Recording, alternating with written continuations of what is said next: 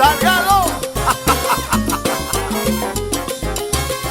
Prodigio, dímelo. Ya su tierra regresó. Ya su tierra regresó. Ya su tierra regresó. Ya su tierra regresó.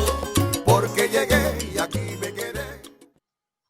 Welcome to the Latinas in Power virtual Lunch and Learn series. My name is Marilyn Alverio, and I am the founder of Latinas in Power now 17 years ago. Before we get started today, I would like to acknowledge the day, September 11. 9/11 will forever be burned in our minds. And I'd like to say that today does mark 19 years since the terrorist attack on the World Trade Center. We will never forget the terrible day that thousands of Americans died in the Twin Towers, at the Pentagon, and in the Pennsylvania field. I would like to pay tribute to the victims and to honor those survivors with a moment of silence.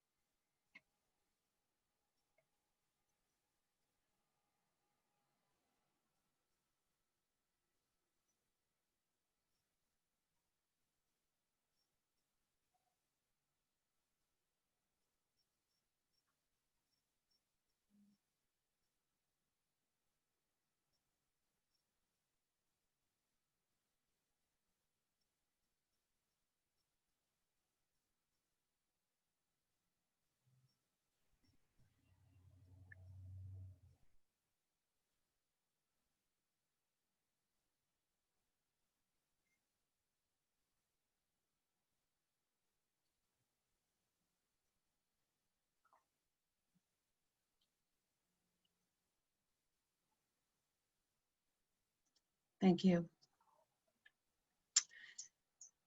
For those of you that are joining us for the first time, Latinas in Power is a network and a platform that I founded 17 years ago because I saw a need, I saw a gap for Latinas, especially in corporate America and in business, where there was a need for camaraderie and a sense of connection with each other and a sense of support.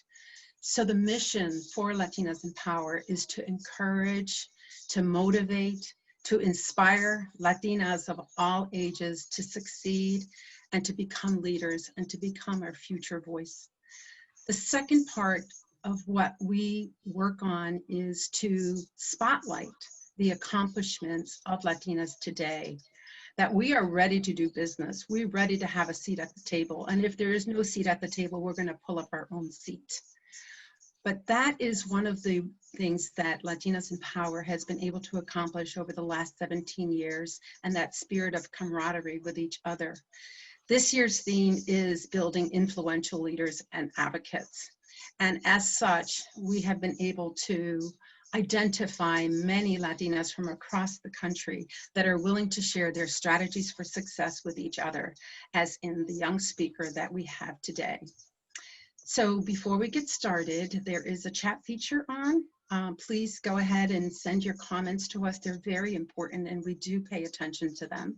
And the second thing is on the bottom of your screen, there's a Q&A feature. So go ahead and start sending your questions, even if they don't relate specifically to today's topic, but it's something that you feel is important for Latinas to share with each other.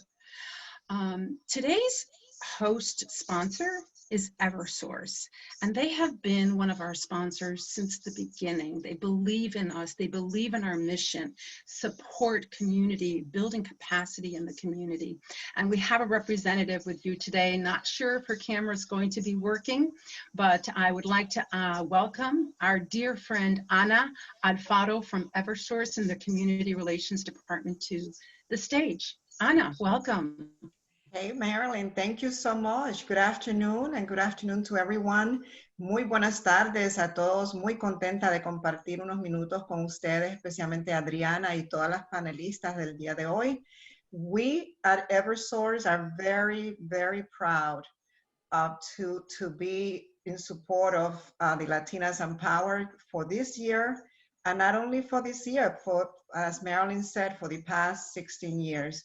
We congratulate Marilyn and her team for the great work of inspiring, empowering, and celebrating Latinas and all of us women in general. So thank you so much, Marilyn, for the great work that you're doing, and thank you to all the panelists and Adriana as well. Thank you so much, Anna.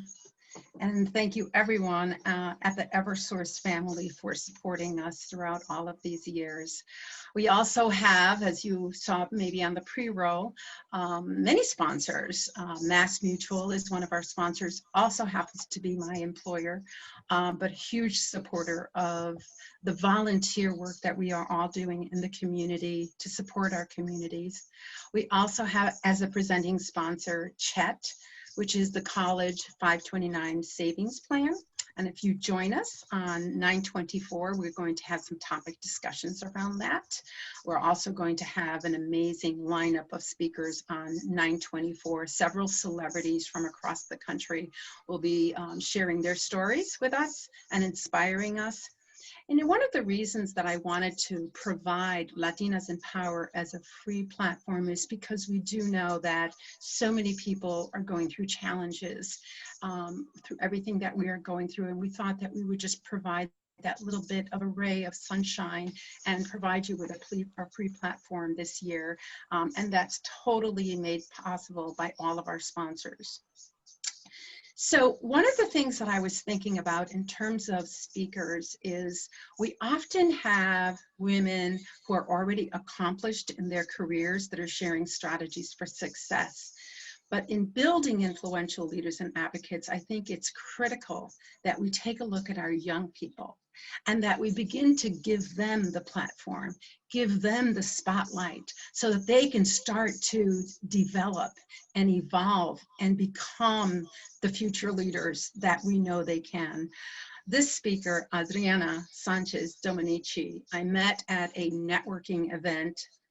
We both worked at the same employer, MassMutual, at the time, and she impressed me. I mean, she was so articulate. She was so passionate about what she was talking about. She was talking about doing work with Girls Who Code, and having a Latina working in cybersecurity in a male-dominated area is unusual as it is. But this is a very young woman who is just starting off in her career, and I felt that she was at the time, had what it takes to help and mentor and champion her work. I think it's really important that we listen to our young people, that we give them the platform to share their experience, that we encourage their passion, because they do have a fresh set of eyes, and that we learn from them, and in return, learn with them.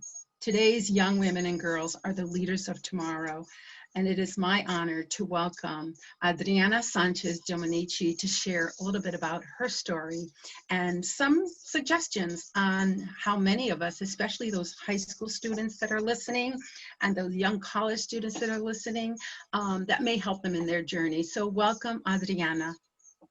Thank you so much, Marilyn, for that warm introduction and welcome. And thank you to Anna and Eversource and all of our sponsors and the Latinas Empower team who made this all possible today. Good afternoon, everyone. Buenas tardes. I want to start off by saying that I pray that everyone watching is healthy and safe, and that all of your loved ones are being taken care of during this unprecedented times. I hope that everybody is practicing all the safe measures. Please wear your mask, social distance, take care of your hygiene, and most importantly, please take care of your mental health during this time. I want to thank everyone for tuning in today, and I promise that I will not let you leave the session without learning 3 of my key ingredients for success as a young Latina growing up in the US. Before we get started, I will share a little bit about myself. So who am I anyway, and why am I here today?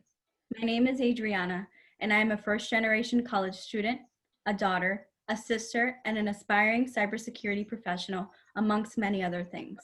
I'm wrapping up my 4th year at the University of Massachusetts in Amherst and will be graduating next spring with a bachelor's in informatics and special concentrations in data science, sociology, and criminal justice.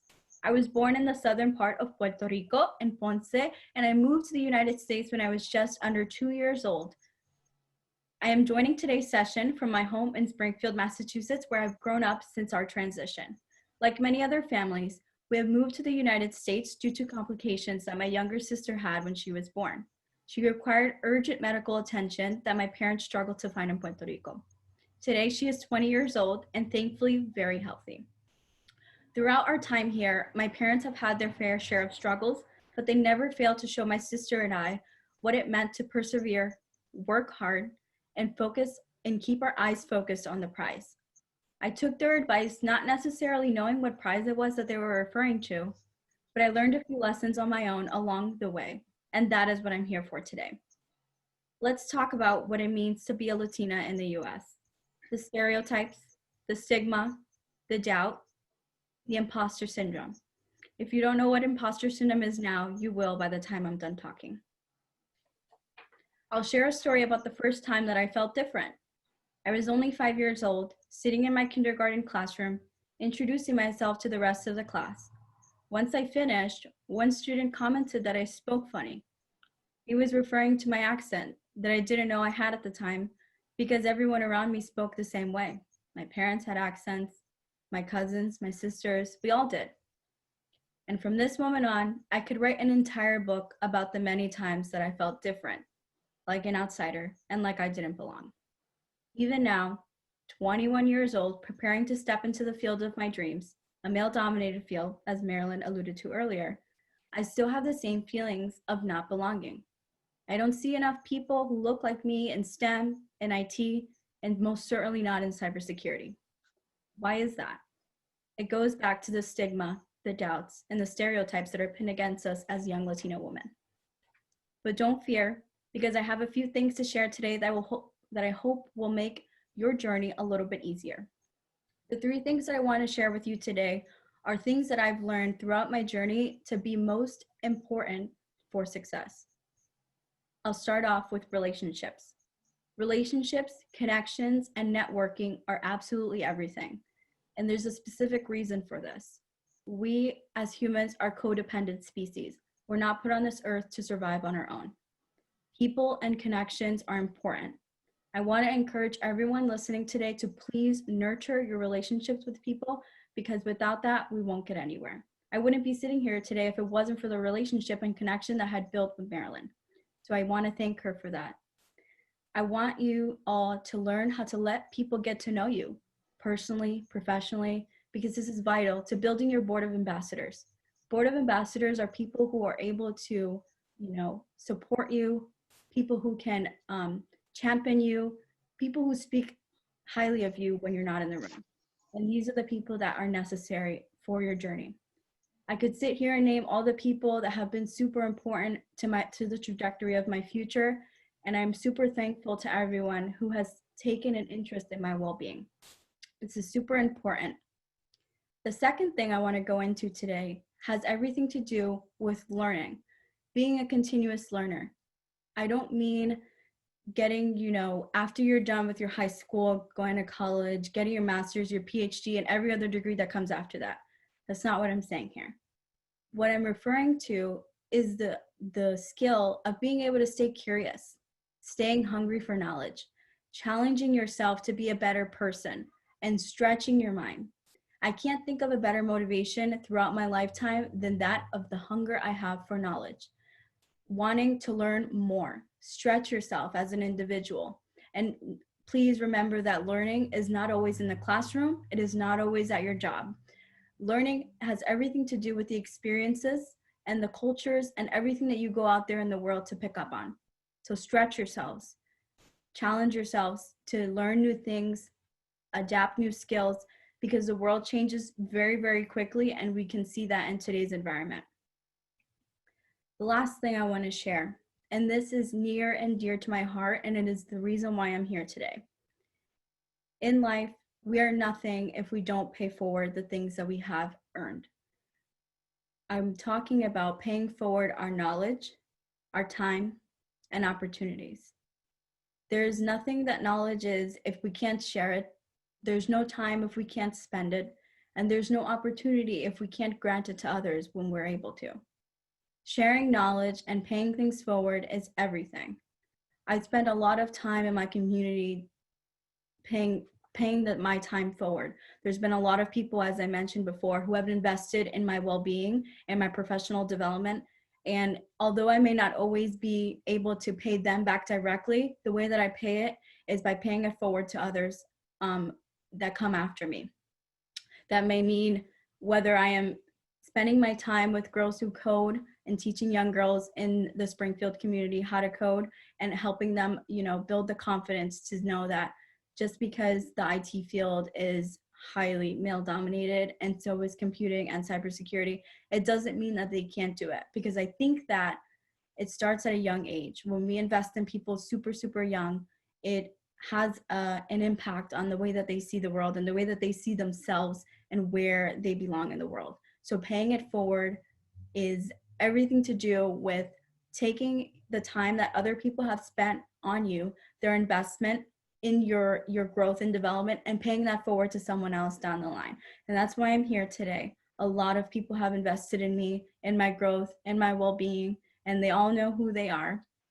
So I'm here today to pay that forward and to share all of these things with the young people listening today.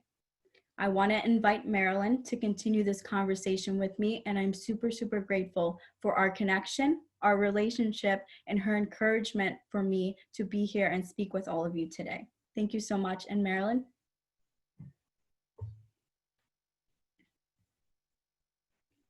Oh, Marilyn, we can't hear you. Let's see if we can get our tech people to get us both on the same screen so that we can have a little chat with each other. The first thing that I would like to say is congratulations to the Sanchez-Dominicci family, your parents. And they have done an amazing job with you in terms of your passion, your commitment, your being a responsible person. Adriana, when you were talking about, being given that opportunity to do something like this, it does take two, because you need to follow up. You need to be responsible. And I know that when you and I started to talk about this and I said, hey, are you interested in doing it? And you were responsive in a timely manner. And that showed perseverance, and it showed the kind of skill set that is needed in the 21st century for young people. I mean, it's great if you have dreams. It's great if you have an interest in doing something. Y cuando alguien te da la mano, that's when you take la mano and you do something with it. You don't say, oh yeah, I'm gonna do it, and then not do it.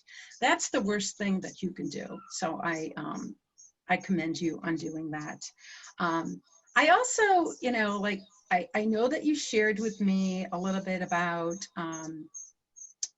speaking in smaller groups, and now you have this national stage that we have provided you with. Talk me through a little bit about what that feels like, because I know that it is a risk. It's courageous of you to say, I'm going to do this. Even if I'm nervous, I'm scared, it doesn't matter. Yet you did, and you did a fantastic job. So walk me through what actually got you to say, I can do this. Of course. Yes, Marilyn. I was just reflecting on this last night as I had a conversation with my boyfriend. I was a little bit nervous, coming into this today, but nonetheless, if I don't do this, then who will? If I don't speak up for the Latinas growing up in the US, who will? You have to sit and put yourself to the side, put your nerves to the side. Today's session is really less about me and more about the people that come after me. And that's why I'm here today. Although this was something that was a little bit new for me, I've spoken in smaller groups of people, but certainly not in a virtual environment and not at this level, as you mentioned. But again, like I said, this isn't about me. This session is more about the people that will come after me. And that's why I'm sitting here in front of everyone today. And, you know, taking the risk was, again, just about that. It wasn't about me. It was about taking the risk for the people that come after me so that young girls can see that people who look like them are able to do things like this. So when I kind of go out there and I look and I think about the world today, it's easier for me to imagine myself in someone's shoes if I see them there. If I see someone that looks like me there. I would have probably never imagined that I would be doing something at this level, but when I see you, Marilyn, and I see your passion and I see your confidence and I see your ability to be able to speak to people at this level, and you do it with such a natural flow, I look at myself and I'm like, what? If Marilyn can do it, why can't I do it? And when I joined the Latinas in Power Symposium earlier this summer, that really showed me like, hey, if they can do it, I definitely can do this. And I should do this. You know why? Because if I don't do it, then who will? If not, then who? I love it. You know, I'm just thinking, there's so many questions that I have for you, Adriana.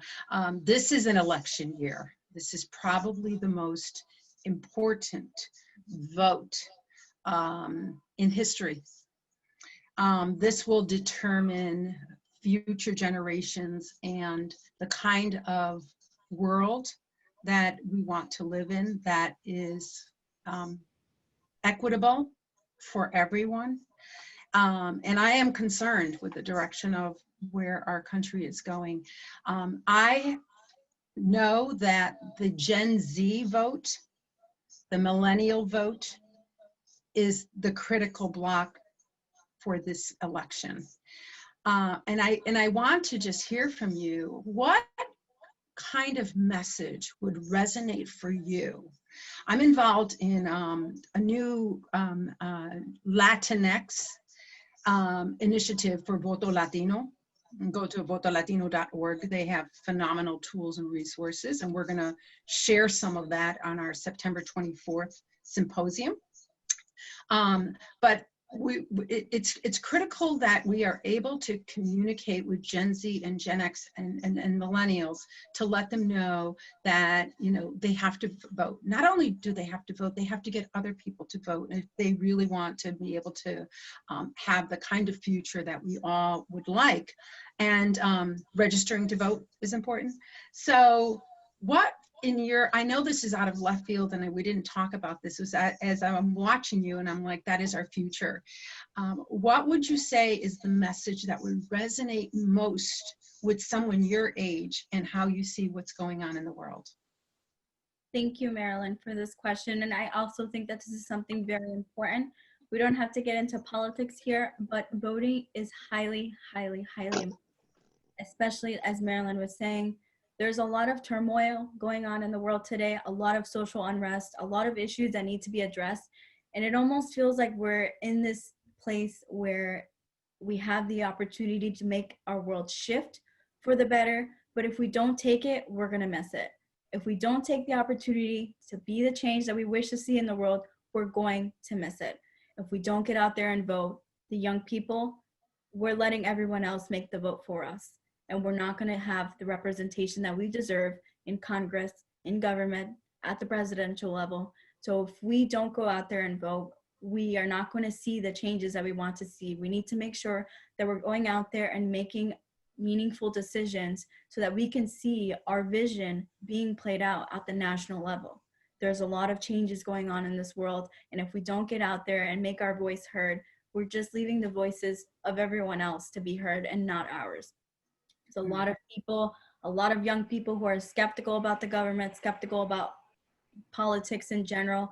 But again, if you don't put your voice out there, you're leaving it to someone else to make the decision for you. And that's the last thing that we need. But I'm very confident in my generation, and I'm very confident in how educated and how awake everyone is becoming as to, you know, all the issues that are happening. And if you ever sit down and think and ask yourself, what can I do to make a change in this world? It might seem small, it might seem minor, but it's highly necessary, and it is a change that you can control. So please, young people, get out there and vote. And for me, a message that would resonate with me is having leaders who are willing to listen. Leaders who are willing to listen, and like Marilyn is today, give the spotlight to the young people. There's new generations coming in. We've got new ideas. We've got a lot of, we're hardcore. There's a lot of pressure from these new generations. I'm sorry, the older generations, step out of the way because we're coming in and we're coming in strong. Meet the next president of the United States. I love it. Thank you so much, Adriana. And I am more than willing to step aside. I've been out here for a very long time. And like you, you know, I came from very humble beginnings. My parents came from Puerto Rico, you know, for a better life for their children. And, you know, we had love, we had family, we had an orgullo, we had all of these wonderful things. We didn't have money, but we had all these wonderful things that instilled in me the values and the importance of being a good person, being a person that gives back. So when you were talking about paying it forward, for me, that is one of the key things that helped me to evolve into the person that I am today. And so, you know, my parents taught me that. So it was really good to hear that, you know, you have the same kind of values. And for all you other high school students and young college students, please register. It's important that you register to vote and get your people that are not able to get there to register to vote as well. But you have to register first. You can't just go to the polls that day and vote. So that's really important.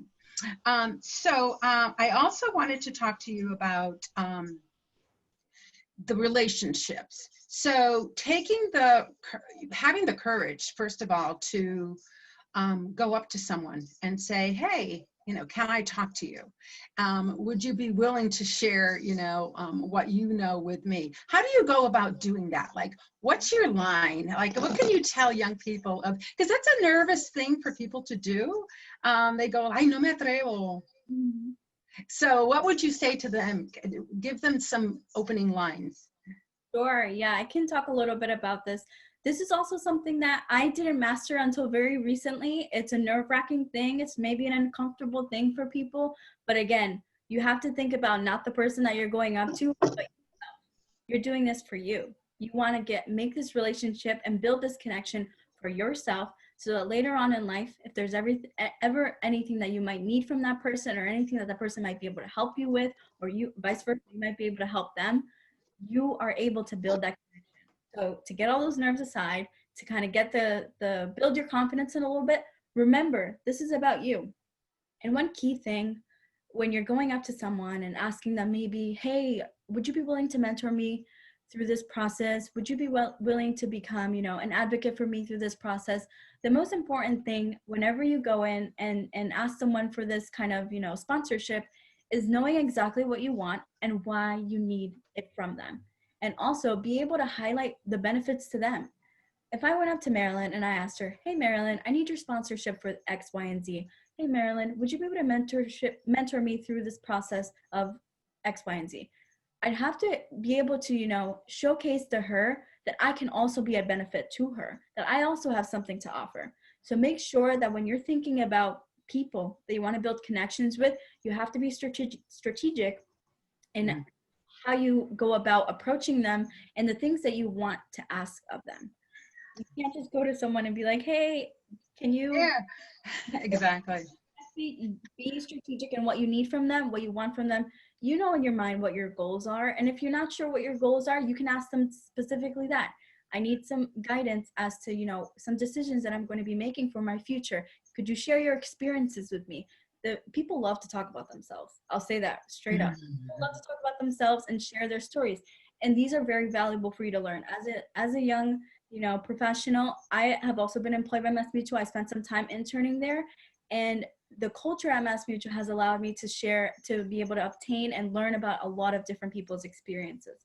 And that to me is valuable information that they have spent the time to share with me. So just asking people about their experiences is just one way to kind of get the foot in the door. And from there, the relationship will grow and prosper.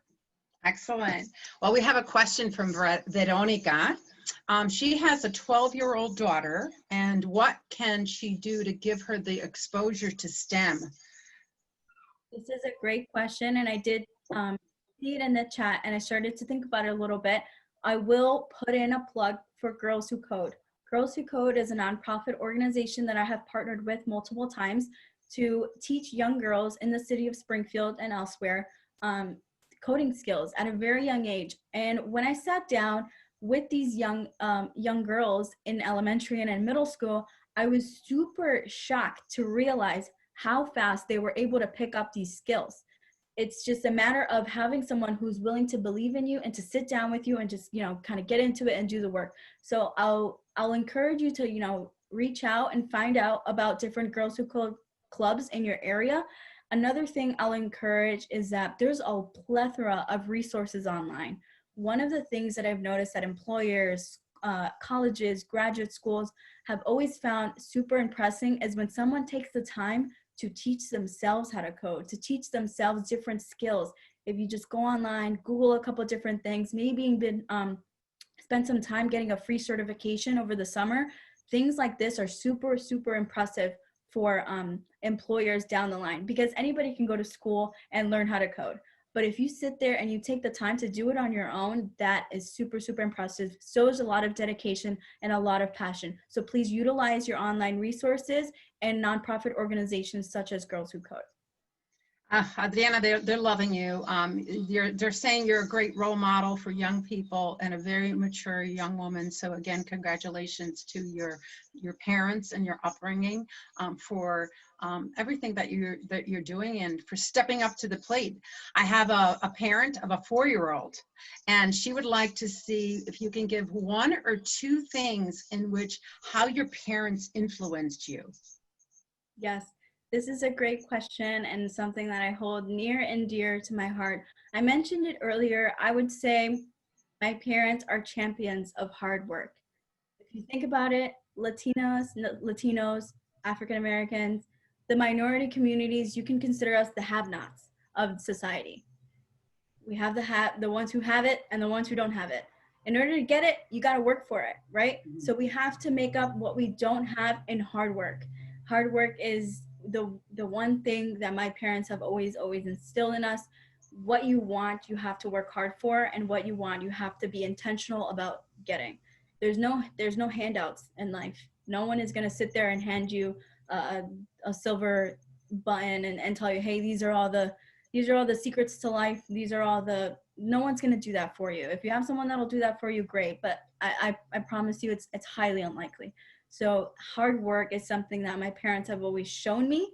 And this beautiful house that I'm sitting in today is just one of the many, many shows of where we started compared to where we are now. And I'm super grateful that my parents have instilled hard work into my sister and I. Another thing that I will share that my parents have had a huge influence, and not only my parents, but my entire family, is the love and the strength in family. When we moved here to the United States, it was just us and my mom's twin sister and her family. It is just us. And I don't know if they're watching here today, but they know that the love and the strength in our family is super strong. And it's the only thing that gets us through anything. I'm not going to get emotional here. That is one of the most important things in my life. And family is honestly everything. And if you teach your children that family is everything and that you're always there for them, they will be grateful for that forever, because I know I am. Especially during this time, during COVID, where so many families have bonded, let's say, differently than we have in the past, and in many good ways. I think that it is the universe provided us with this opportunity to bring family back together. But for me, la familia siempre era la cosa más importante para nosotros y la comunidad. My mother always instilled that value in me. Mi hija siempre se le tiene que ayudar a la comunidad. And I remember that always. So when I'm doing my pay it forward work, which Latinas in Power is part of that, because I work a full-time job and just soy una abuela, and I have, also a social life. But knowing that I was given an opportunity, that a window opened up for me, I feel that responsibility to share what I have learned with other Latinas similar to what you are doing. So I want to encourage you, Adriana, to continue to do this work, to continue to step up to the plate, to be courageous, to take those risks, and you know, go out there and become the kind of future leader that we know that you can become. There's a question around diversity. And that's always, for me, I work in the space of marketing for a Fortune 100 company, and often the only Latina in the department. So in areas where, you know, we're still breaking through, there's not always a lot of diversity, and we're still facing challenges around, you know, a diverse person and what we bring to the table, the expertise, the perspective, all of that is so valuable.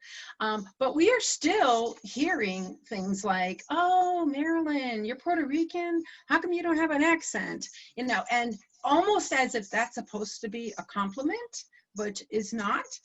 So how we handle these kinds of situations when we're not in a diverse group is equally important. And so I want to hear a little bit from you as we closing up our program today on how you handle situations like that so that we could make them a teachable moment for others to learn and bring others into our circle of allies that can support us, because sometimes people don't intend to be ignorant or bigot. They don't even know that that's what it is. So sometimes it's our responsibility to respond and give people, you know, the kind of information and awareness that they need in order to say, oh, I hadn't even thought of that.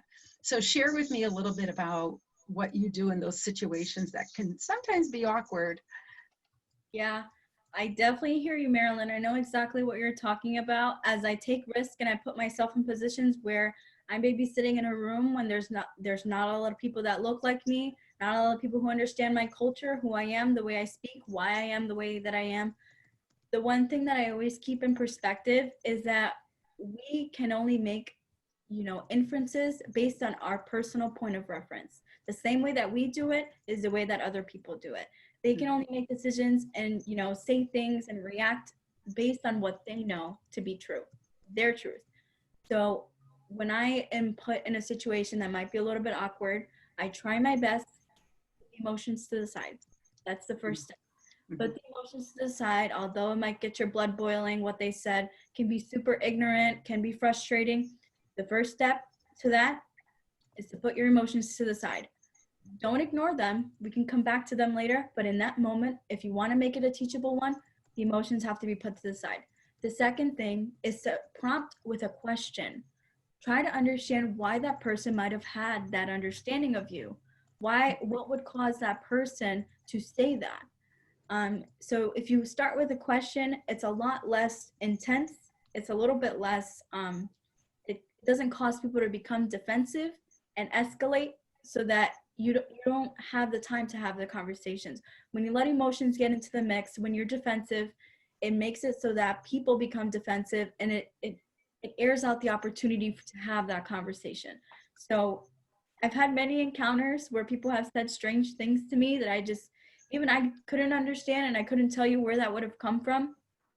And if it's really hard for you to put the emotions to the side, you can ignore it if you want to, because you have to remember who you are, and knowing who you are and having that confidence in who you are will make it really easy to brush people off.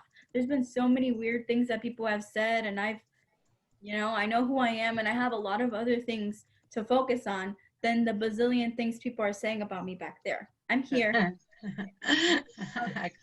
Either ignore it, put your phone aside so that you can have a conversation, or you know what, just focus on exactly who you are. But yes, there's a lot of, turmoil with this diversity and inclusion and all these things, and these are important things, but I want to remind everyone that these conversations are difficult for some people to have. Not everyone's ready to have these conversations, so we have to be, sensitive to that, but make sure that the conversations are being had. When you have an opportunity to teach someone, start with a question instead of defense. Right. And, you know, that's so important. And I also know that it's important that we also educate ourselves on how to respond. There's a ton of websites. There's all kinds of information out there that you can get to get yourself to become articulate and to be able to share, you know, your perspective in a way where the other person receives it and says, oh, because you're giving them a gift. And, you know, there's a woman here, Tanya, I can't say your last name. I think it's maybe Sanchez, oh, there she is, Tanya Sanchez-Dominicci. She's saying she sent her LinkedIn profile, and she's saying that she would be happy to connect and extend her hand. That's the kind of network that we're looking to build across the country, where Latinas are willing to help each other. So thank you so much for that. I think we are, Jacques, are we done with questions here? I just want to make sure we didn't leave anyone out. Don't leave, Adriana, because we want to make sure that people know our next event is on September 24th. And that is a Thursday. Is it a Thursday or Friday? It's a Thursday. And we're going to have some pre-symposium topics from 11:30 to 12. And then at 12 o'clock, we'll start our program. And we are going to have a keynote speaker that I love. Yvonne Cole is going to be coming in, joining us from Puerto Rico. Many people know her as Alba Villanueva from Jane the Virgin. She has a great story to tell. We're then going to break it down. The Voto Latino is going to be here. Unidos, which is formerly known as La Raza, is going to be here to talk about, you know, what we are doing on the national level to get Latinos involved in making sure that they vote this year. Ava Bermudez, a local Latina who ran for lieutenant governor a couple of years ago, and her sister, Wildalis Bermudez, who is a Hartford City Councilwoman, will be on that panel. And then we're going to close it with a gift to everyone, where Andrea Navedo and Lisa Vidal, two Hollywood celebrities, are going to share how they deal with life's challenges through self-care, through healing, and faith. I promise you it's going to be a wonderful gift. I know these two women and how they talk and how they share their vulnerability with their followers. They're both on Instagram, so go check them out. And Adriana, I just want to say thank you so much for stepping up to the plate. You did a phenomenal job today, and congratulations to you for doing this first time national stage, and you are now a public speaker. So congratulations to you. I'd like to thank our sponsors once again. We're going to close with a loop that has music from the Latin Heartbeat Orchestra. They are a local group that put together this compilation as a gift to you. They're fantastic music. I'm a salsera, so you know I always add the salsa in here. And also with a banner that has all of our sponsors listed, in particular our presenting sponsors, MassMutual, Chet, and Eversource. Thank you everyone for joining the Latinas in Power Lunch and Learn series today. Blessings to everyone, and make sure that you are using your masks when you go out there, follow the protocols, and be kind to each other, and vote on November the 3rd. Thank you.